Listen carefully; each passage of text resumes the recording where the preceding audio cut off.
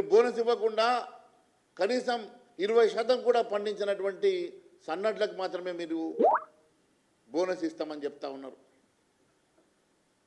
గౌరవ మంత్రివర్యులు ఉత్తమ్ కుమార్ రెడ్డి గారు మీరు లెక్కలు తప్పు చెప్తా ఉన్నారు. 1.47 లక్షల టన్నుల దిగుబడిలో కనీసం 25,000 దిగుబడి కూడా సన్నడ్లు ఉండవు. కానీ మీరు సగానికి ఎక్కువ సన్నడ్లే ఉంటాయని చెప్పే ప్రయత్నం చేస్తూ ఉన్నారు. కేవలం మీ నాగార్జున సాగర్ కిందనో మీ హుజూరాబాద్లోనో మీ హుజూర్ నగర్లోనో లేకుంటే మీ కోదాడలోనో పండుతాయేమో కానీ సన్న వడ్లు తెలంగాణ ప్రాంతంలో పండించేది అత్యధికంగా దొడ్డు వడ్లు మాత్రమే అన్న సంగతి తెలుసుకోవాలా. తెలిసి కూడా మభ్యపెట్టే మాటలు మాట్లాడుతున్నారా లేక తెలియక మాట్లాడుతున్నారా మీరు ఒకసారి ఆలోచన చేయాల్సిన అవసరం ఉన్నది. ఎందుకంటే ఈ రాష్ట్రంలో సన్న వడ్లు కనీసం 20% కూడా పండవు. అన్నిటికన్నా ముఖ్యమైనటువంటి అంశం ఏంటంటే సన్న వడ్లు ఆల్రెడీ మార్కెట్లో 3,200 రూపాయలు ఉన్నాయి. మీరు ఇచ్చే బోనస్ తోటి అది 2,500కు ఎవడు ఆ సన్న వడ్లు కొనరు, మీకు అమ్మరు. ఎందుకంటే ప్రైవేట్ మార్కెట్లోనే 3,200కు సన్న వడ్లు కొంటా ఉంటే మీరు ఇచ్చేటువంటి 2,500కో 2,600కో సన్న వడ్లు ఎవరు మీ కాడ అమ్మరు. కాబట్టి ఈ బోనస్ అనేది బోగస్ అని చెప్పేసి నేను తెలియజేస్తా ఉన్నాను. మీరు ఇలాంటి బోగస్ మాటలు మాట్లాడి ప్రజానీకాన్ని మభ్యపెట్టి మోసం చేసి మీరు కాలయాపన చేస్తూ ఉన్నారు. ఇది పూర్తిగా అన్యాయం అని చెప్పి నేను తెలియజేస్తా ఉన్నాను. ఈ రకంగా సన్నాయి నొక్కుడు కాదు. నిజంగా మీకు చిత్తశుద్ధి ఉంటే ఇక్కడ ఉన్నటువంటి రైతాంగాన్ని కాపాడి ఆదుకోవాల్సినటువంటి బాధ్యత మీ మీద ఉన్నది తప్ప మీరు ఈ రకమైనటువంటి తప్పుడు మాటలు ఈ రకమైనటువంటి బూటక మాటలతోటి కాలయాపన చేసేటువంటి సంస్కృతి మంచిది కాదు అని చెప్పి నేను తెలియజేస్తా ఉన్నాను. ఇన్ని రకాలుగా మోసం చేసి నేను ఒకటే అడుగుతా ఉన్నాను. మరి ఒక వడ్డ సంగతే కాదు, కందుల సంగతి, సోయాబీన్ సంగతి, పత్తి సంగతి, పసుపు సంగతి, చెరుకు సంగతి, జొన్నల సంగతి, గోధుమల సంగతి, మరి ఇవన్నిటి సంగతి ఎందుకు మీరు మాట్లాడతలేరు? వాటికి ఇవ్వాల్సినటువంటి రేట్ల గురించి ఎందుకు మాట్లాడతలేరు? వాటికి ఇవ్వాల్సినటువంటి మరి బోనస్ గురించో మరి ఎంఆర్పి గురించో మీరు ఎందుకు మాట్లాడతలేరు అని చెప్పి నేను ప్రశ్నిస్తున్నా. కేవలం మీరు ప్రజల్ని మభ్యపెట్టి ఏదో ఒక మాటలతోటి గారడి చేసే ప్రయత్నం చేస్తున్నారు తప్ప నిజంగా రైతాంగానికి మీరు న్యాయం చేయాలన్న ఆలోచన మీ ప్రభుత్వానికి లేదు. మీది రైతు వ్యతిరేక ప్రభుత్వం అని మరొకసారి రుజువైందన్న సంగతి నేను తెలియజేస్తా ఉన్నాను. ఈరోజు ఏది ఏమైనా మీరు ఈ రకమైనటువంటి తప్పుడు వ్యవహారంతో తప్పుడు పద్ధతులతోటి పూర్తిగా రైతాంగాన్ని విస్మరించి రైతాంగాన్ని మోసం చేసేటువంటి కాంగ్రెస్ ప్రభుత్వాన్ని మెడలు వంచుతాం.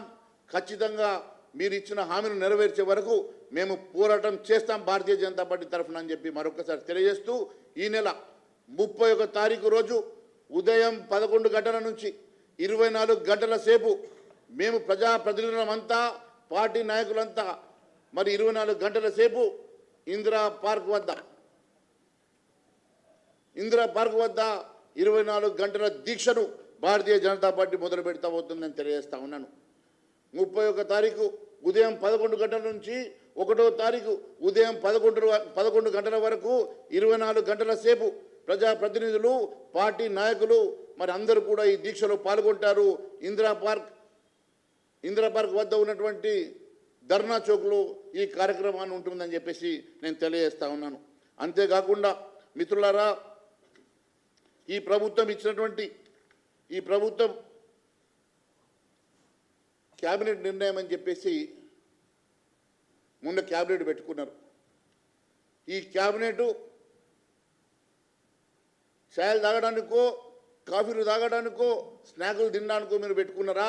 ప్రజా సంక్షేమ కార్యక్రమాలను ప్రజల కష్ట సుఖాలని ప్రజల మీద ఉన్నటువంటి మరి కష్టాల గురించి మాట్లాడడానికి మీరు పెట్టుకున్నారా? ఇది ప్రజానీకానికి చెప్పాల్సిన అవసరం ఉన్నది. అమూల్యమైనటువంటి సమయాన్ని మీరు వృధా చేసుకుంటూ మీరు పెట్టినటువంటి మీ క్యాబినెట్ వల్ల ఈ ప్రజానీకానికి ఏమొరిగింది?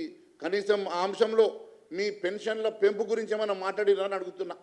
మొన్న క్యాబినెట్లో పెన్షన్ల పెంపు గురించి కానీ, పెండింగ్లో ఉన్నటువంటి పంట రుణాల మాఫీ గురించి కానీ, రైతు భరోసా అమలు గురించి కానీ 2,500 పెన్షన్ గురించి కానీ, మీరు అందరికీ ఇస్తామన్నటువంటి 4,000 రూపాయల పెన్షన్ గురించి కానీ 2,000 నుంచి 4,000 రూపాయలు పెంచుతామన్న పెన్షన్ గురించి కానీ లేకుంటే ఇంద్రమ్మ ఇండ్ల గురించి కానీ లేకుంటే నిరుద్యోగ వృద్ధి గురించి కానీ లేకుంటే 6 గ్యారెంటీల అమలు విషయంలో కానీ వాటికి చట్టబద్ధత కల్పించే విషయంలో కానీ లేకుంటే ఎస్సీ వర్గీకరణ విషయంలో కానీ లేకుంటే విద్యార్థుల స్కాలర్షిప్ విషయంలో కానీ లేకుంటే మరి ఫీజు రియంబర్స్మెంట్ విషయంలో కానీ లేకుంటే విద్యార్థుల స్కాలర్షిప్ విషయంలో కానీ లేకుంటే మరి ఇక్కడ ఉన్నటువంటి మరి హోంగార్డులకు లేకుంటే అవుట్సోర్సింగ్ ఉద్యోగులకు పెండింగ్లో ఉన్నటువంటి జీతాల గురించి కానీ ఎక్కడన్నా చర్చకు చేశారా అని అడుగుతా ఉన్నా.